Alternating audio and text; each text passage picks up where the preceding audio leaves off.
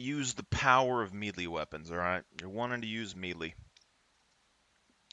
Now, I'm going to tell you straight up at the front, you do not have to have a build like the one I'm using. This is what I use, and I have gotten a little bit of heat in it in the past because of the low intelligence that's on this character. But this is the build that I used on my alternate character when I first started him. Very strong right off the bat. He was very strong in all PvP situations for the most part. And I just want to kind of show a little bit what's going on. So this is the Dragon Knight build that we originally showed a while back.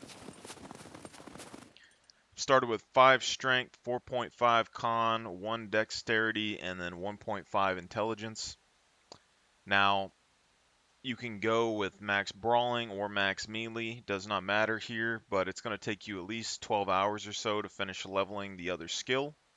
And melee does level faster, so if you're interested in getting both of those maxed out at the very beginning, I would probably just go ahead and max brawling and then finish leveling up melee after. Con, we want as much movement speed as possible, and then we did medium endurance. Our character does carry a lot of weight on him on general, so the endurance levels up pretty quickly. But with a melee character, you need movement speed.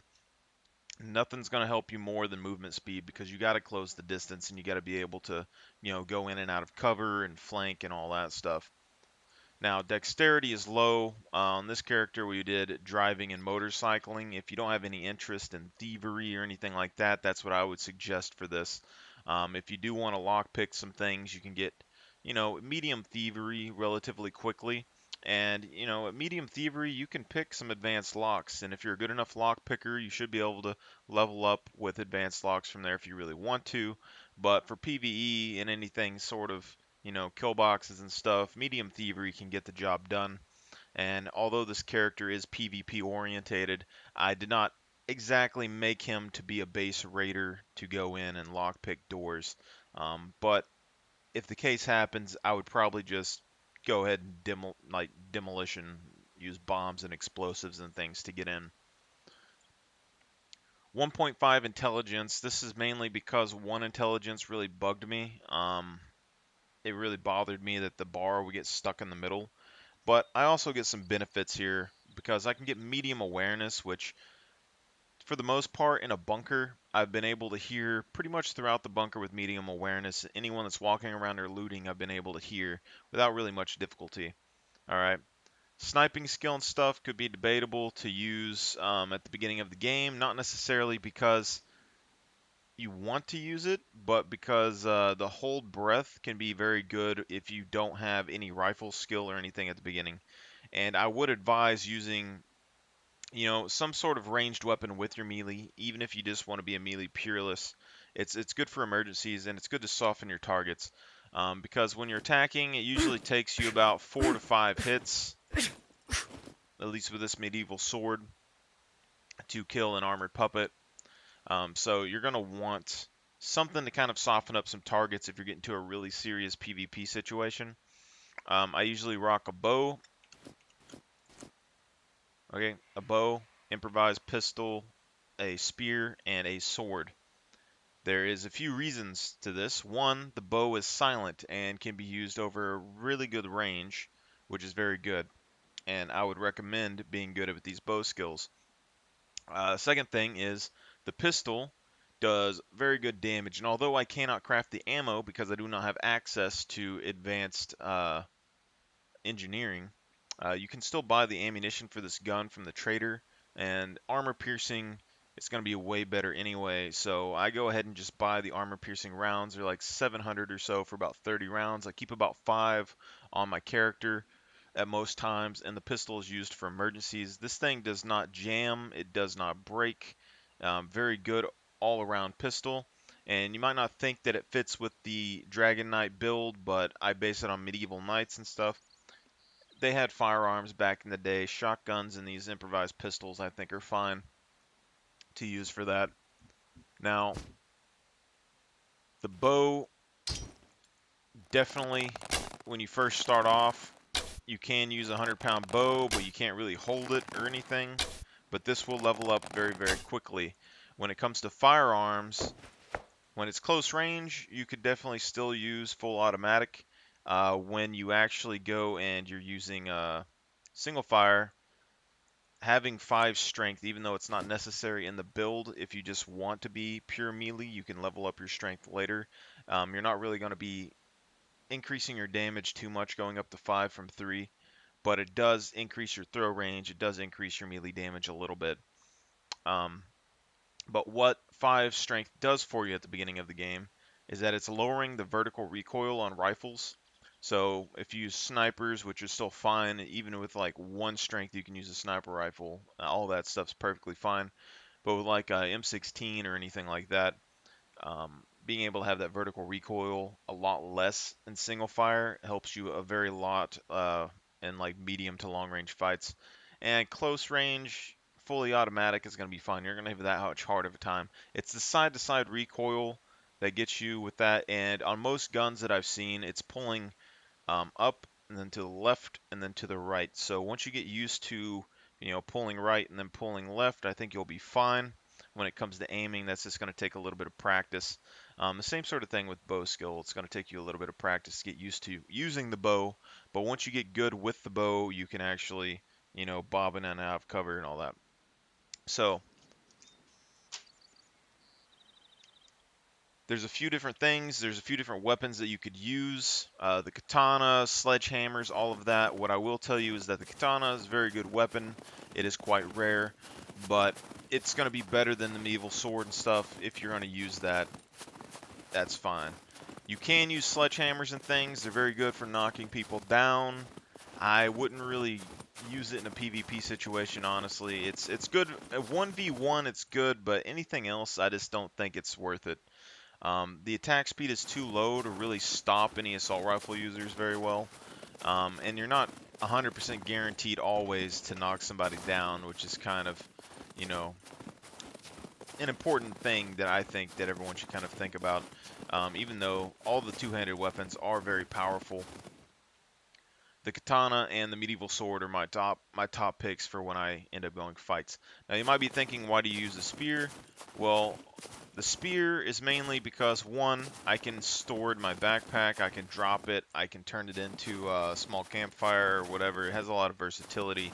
You can throw it, but when it comes to fighting players, if the player is very mobile, you need the range of the spear to be able to run them down and kill them, okay? When you're chasing somebody with a sword, you're not going to be able to just get the range to finish them off. It's very difficult sometimes. So I prefer to have a spear on me for those situations, most definitely. The other thing is that when you're in groups, so if you have multiple people that are using melee, and then you go and you try to use your swords on it, it is possible to just hit the target, but it's likely that you're going to hit each other, and that can be a lot of damage, whereas a spear, you don't really have that problem. Everything's directly on target. And it also means that if all of y'all want to throw your spears at somebody, then you can. It's also very good to help soften somebody up. So you toss your spear at them, and then you swap to your sword, and you go in straight for the attack. That's pretty good. You can also, if it's in your backpack or something and you have it set for your throwing weapon, then you can pull it out as a throwing weapon and then hit your aim skill and then put it into your hands. So it's very quick to put that into your hands. So very versatile overall. Doesn't do as much damage as a sword. Sword can do like 36, 37, whatever, and it'll bleed. And then the spear is going to be doing like 24, 22, something like that. So not the most powerful weapon, but very versatile weapon. It's also good for hunting, anything like that, in case you don't have a bow or anything with you. Now, when we're looking for what are the benefits to an item, it's good to kind of think about what is unique to that item or what is unique to that thing that you're trying to do. This is for pretty much almost every game. Things like League of Legends and stuff where you have different champions, or like the Elden Ring where you have different builds and weapon types and all that stuff. What are the benefits of melee compared to most other things? Is the real question. So It's a good combo for one. Second one is that it pretty much makes you a danger no matter what, even if you are just a naked running around. If you have some brass knuckles or some sort of melee weapon, you can get the jump on somebody and kill them pretty quickly.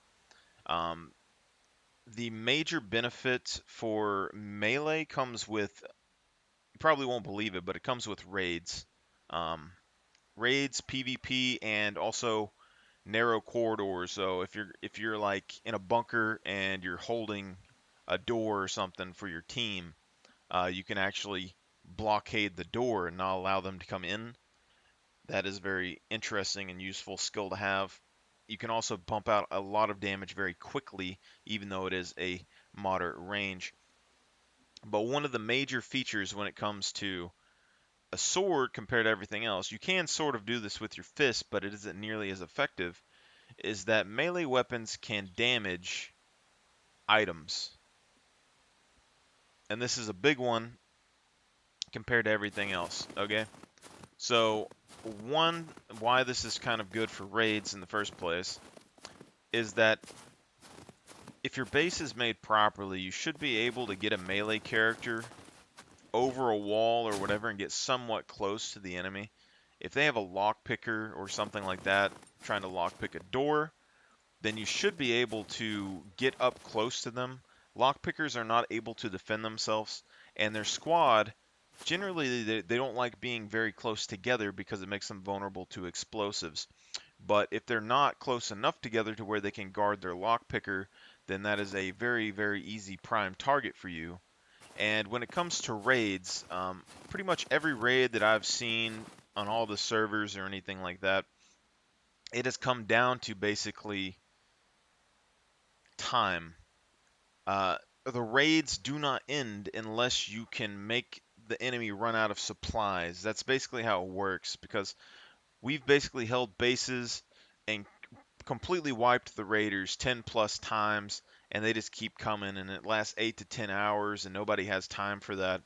And so, if you don't get rid of their supplies, then the raid is not going to end. And melee weapons make this a lot easier.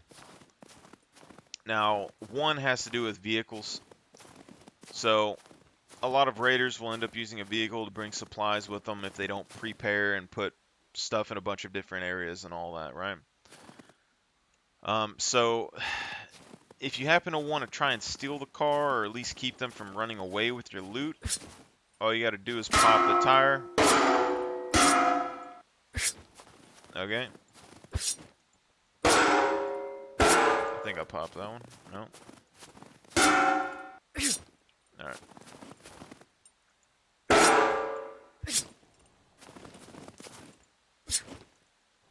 So you can pop the tires, and then they're not really going to be able to simply drive away. Now, if your driving skill is high enough, mine's on basic right now, you can drive this vehicle, but you can't really turn very well. So it becomes a lot more of a hassle.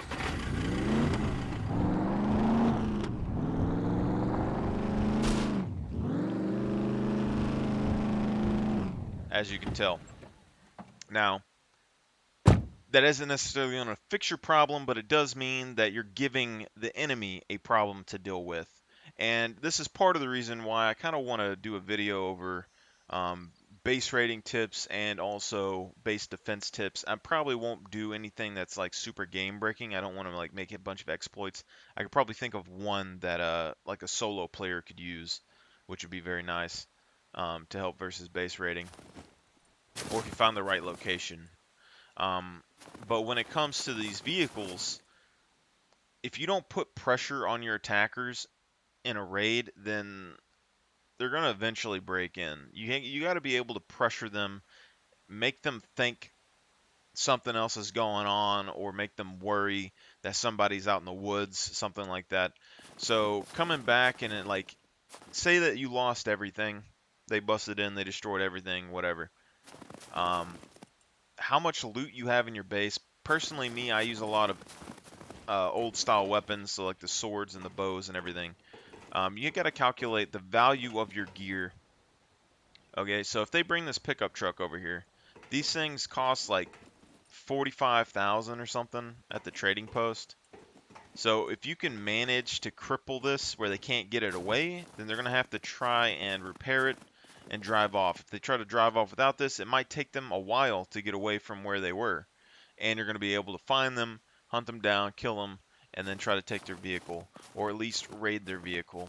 Now, on the off chance that you can't necessarily do that, I think I dropped my sword over here.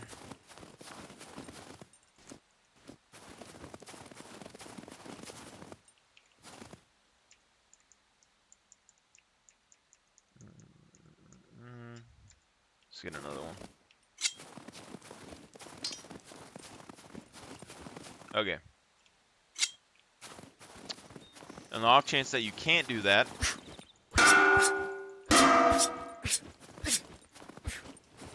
you can still damage their vehicle.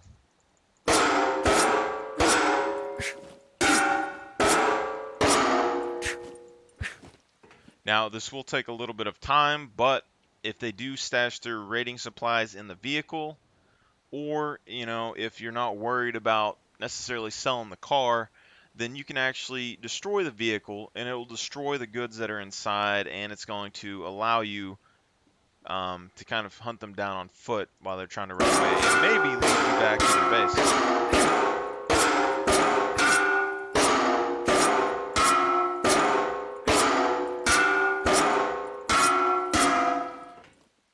And this is why, I might be in the minority here, but I believe that the survival skill is a base rating skill as well. I don't think a lot of people realize that, but I'm very confident that the survival skill in intelligence is also a base rating skill if you use it properly. But if we go and look, this truck is now at 82% HP. So you can tell it isn't going to take us super long to take this vehicle out. And you don't have to deal with large, loud gunshots or anything. It is possible that you could shoot it with a bow, but melee just seems quicker to me. And if someone tries to come back for loot and that thing's destroyed, then that's a big one. Now, the other thing is that if your base is built properly, so let's say that we had, something like this, and then we had a door. And they are lockpicking this door. And let's just do something really simple, right? I'm in single player, so it allows me to build all over. Alright, so you probably don't want to jump over the wall when it's this tall. But say they have a lockpicker on that door. A lot of lockpickers like to lay down. Some of them just kind of do their own thing. But the main thing is that, do you think those people are going to have time to kill you before you get to them? It is very possible that they could shoot you. Hopefully you have teammates. But if you manage to come down here and jump behind that lockpicker, and say their enemy team has weapons, so they have guns or whatever, and they try to gun you down, you could run around to the back side of them or whatever and use him for cover. There is friendly fire. This is also a big thing when it comes to close quarters like bunkers. There could be a team of 4 and you rush into the middle of them and they crossfire each other, which puts a lot of chaos that your team can use as an opportunity to win a fight. Because if one of those people even clips one of their teammates, there's a whole bunch of, discussions and stuff over the mic. It's a big thing. All right. So you come over here and you kill their lockpicker because it's going to take you a couple hits. At the bare minimum, even if you do not kill him, he's taking 2 or 3 hits from this sword. It's doing 35 damage a piece plus a, C3 bleed, probably. So he's going to be bleeding out and halfway dead and probably not going to be able to lockpick anymore. So you're buying more time, and buying more time, right? And, at the bare minimum, there's a lot of tips that I could give, but you can add more locks onto the doors and stuff. You can build barricades at the door. There's a lot of things that you could do to try and keep people out of this base. Right? So, the next point is that during a raid, something I see very, very often is that players are too scared to leave the base to claim the fame off of the kills because it will get them killed, right?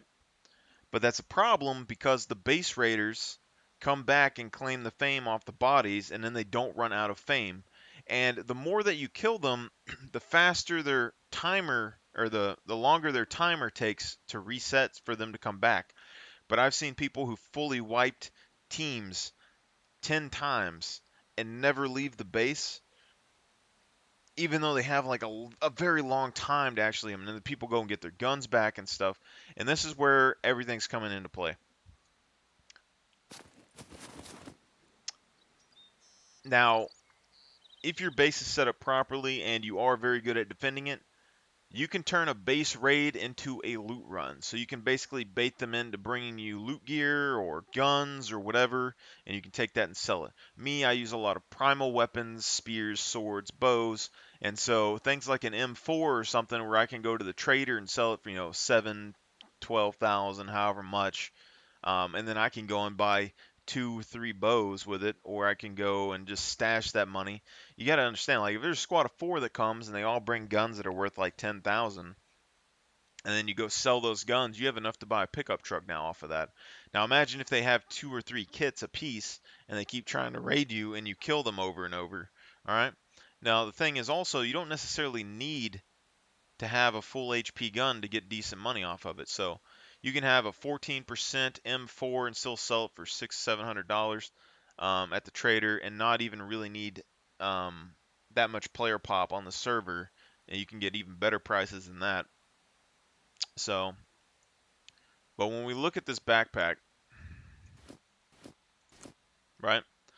So we killed a lockpicker. This backpack's on the ground, so you don't want to just attack his body. You want to claim the kill, and you want to search it so that all of his loot falls on the ground. And then when his loot falls on the ground, you take your sword or whatever you want, and 3 hits, that bag is gone. All of those raiding supplies are gone. And you want to do this with everything that you can do. This is the one unique thing with melee weapons compared to other things, is that you can damage these items on the ground and you want them gone quickly. So even if you get, a 10-second opportunity, even if they have a sniper out in the woods, you can possibly jump over the wall and melee attack their gear and kill their whole base raid. Because if they had all their lockpicks and stuff on them there, if they had all their, everything else, then it's pretty much done at that point. Now, the other thing is that a lot of them come back and get their gun and reuse it if they think it's safe to. So if you have a melee weapon, and this is partly one of the biggest things with melee weapons, is that if they come back naked, they're not getting their stuff. All right? Whereas, like, if they come back naked and you have a gun, you're slowly wasting your ammo. I've seen a lot of base raids where, you defend it very well and then you run out of ammo, which is a big deal, and also why I like bows. For base defense, preferably. I prefer rifles for attacking bases, and I prefer bows for defending bases. But if they come back as a naked, they can't get through you. There's no way they're going to get through you, right? Or you could take their guns and stash them and use them yourself. Or if you think that you don't really have time for that, you come up. Oop.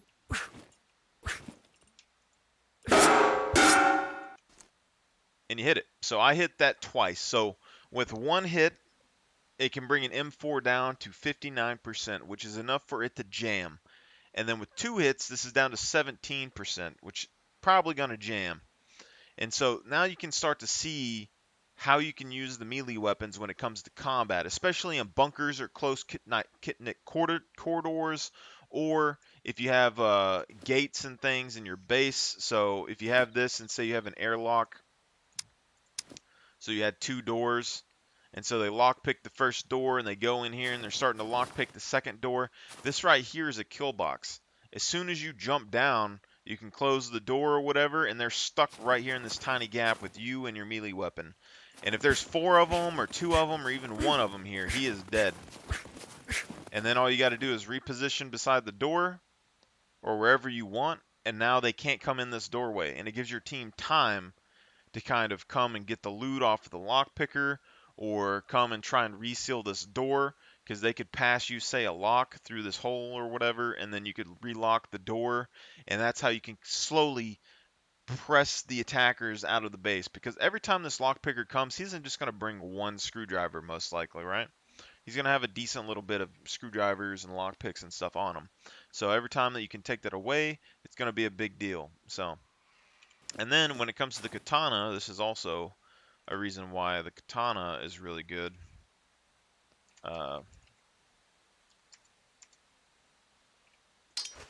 Go ahead and throw the spear, I guess.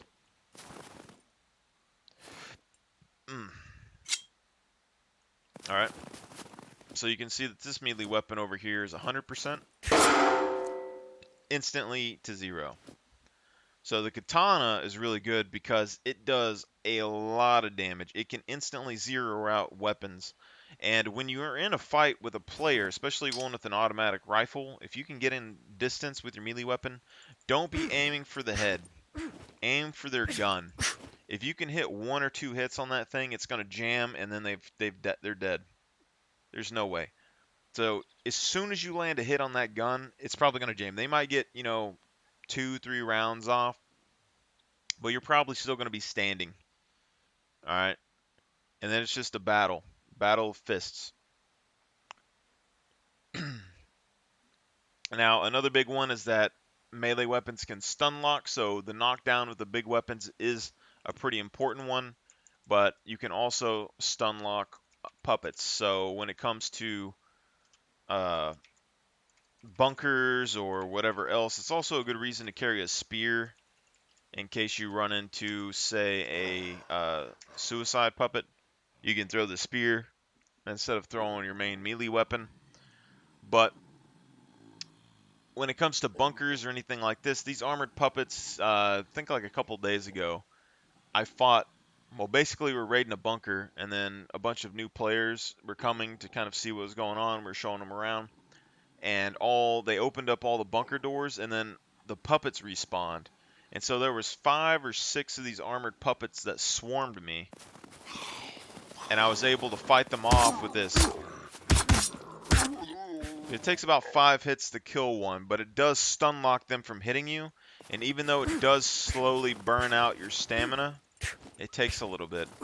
And then with as much HP as I have, if you block, you're going to be able to block quite a bit of damage and regen your stamina before going in for another thing. So I was able to fight off all those puppets by myself with melee.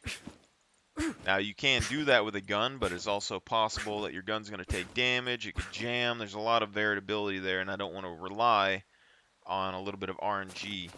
That's also why I would kind of lean towards using improvised pistols and improvised shotguns. They're extremely cheap to make. You can buy the materials if you want and build like a pistol for 300 bucks.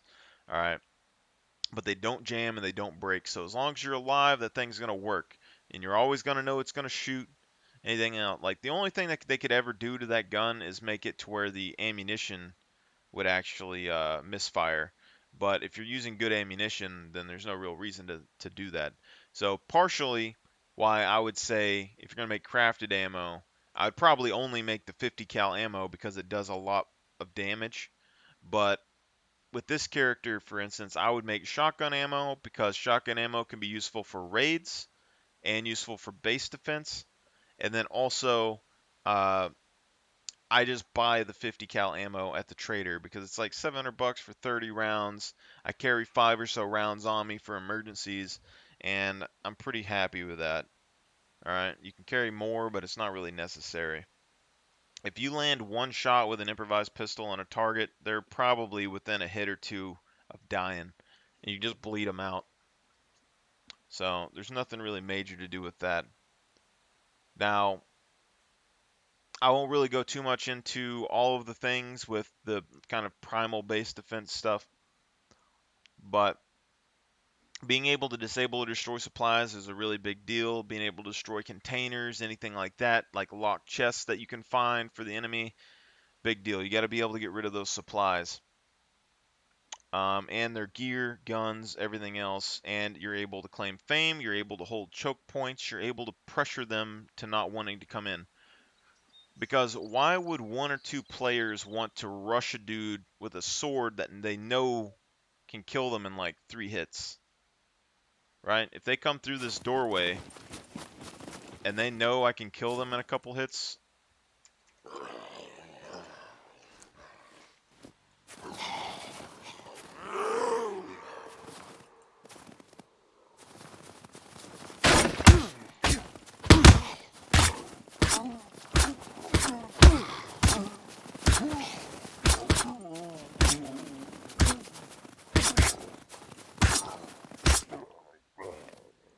So you can do good damage to them. So these two puppets, I don't have walls right here, but basically, if they come through a tight corridor like this,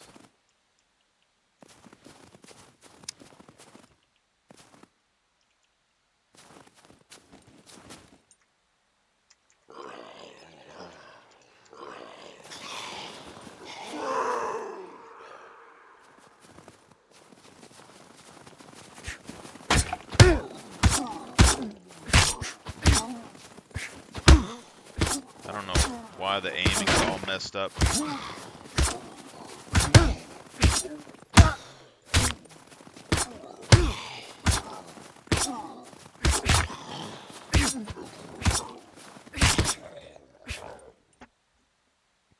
Aiming got all messed up there. I got that automatic aim or whatever on single player apparently. I don't really like that. But essentially, if they come in here and it's one person and you hit 2 or 3 shots on them, they're pretty much dead. And then if any more come in there, they're going to be bottlenecked and they're not going to be able to move around and they're going to shoot each other in the back because everyone uses guns. Alright? So it is possible that they could shoot you, but it is very probable that they'll end up shooting their ally because none of them train room clearing in video games.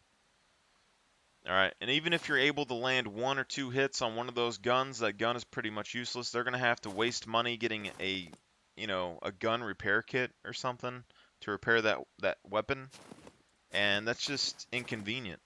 Alright, and personally, I don't like trusting a weapon that I know can be damaged and not operate in 10 seconds. Like, I'm pretty sure anyone in modern military, like if the M4 was guaranteed after like 30 minutes to just like be fried and jam, I don't think anyone would use it. All right, you need consistency, which is why I like the improvised weapon. Oh shoot.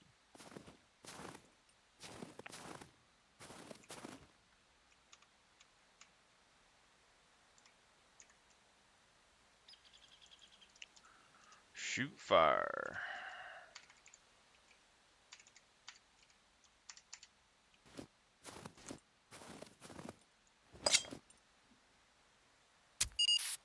So crossfire is a very big one. Killing the lockpickers is a very big one.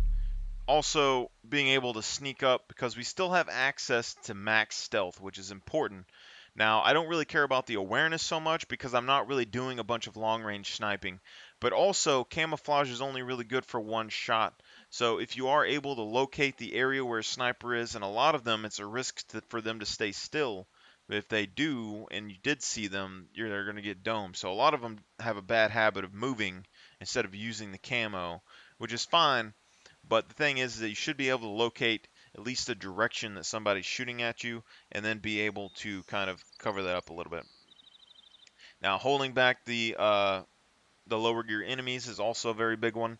But also a big one is smoke grenades. So, or fires. You can use fires for a similar effect. So, if someone's raiding a base, this is also particular, like a few things that are very good about the cold biome. There's a few different things that happen in the cold biome that don't really happen anywhere else. So you could, for instance, have a few fires by your base, right? Now, they're not necessarily a base defense. These will keep people warm. They can also make them very hot and burn up. So these can be useful for keeping, like, in the cold, not so much, but like if you're down in the hot biome and you do this, it can definitely make somebody super hot and they have to take their clothes off or to put the fire out. Alright, and it could possibly go through walls, but, and also walking through here, you'll take a little bit of damage, but it's only like 5 damage. It's not too much. But what these are good for is that they make smoke. So if there's a sniper up on a hilltop or something up there, and you start these, they emit smoke, which puts a little bit of cover.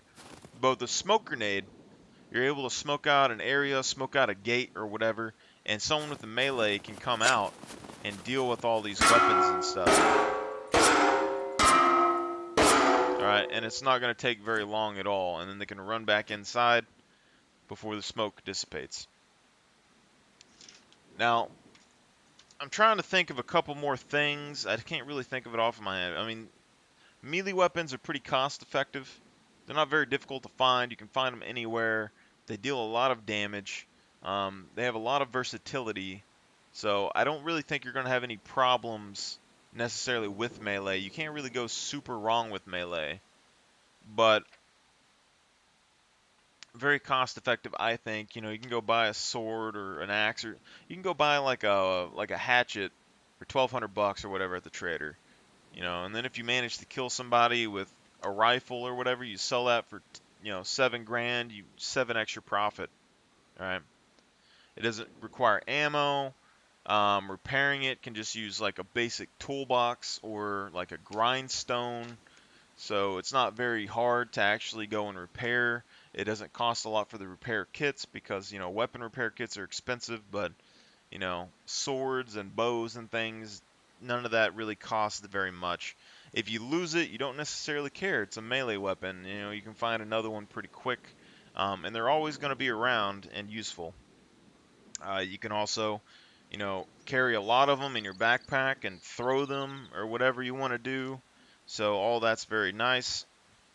And just using it, I could probably go over the bows, pistols, and spears, but we probably went over time pretty much as we want to go.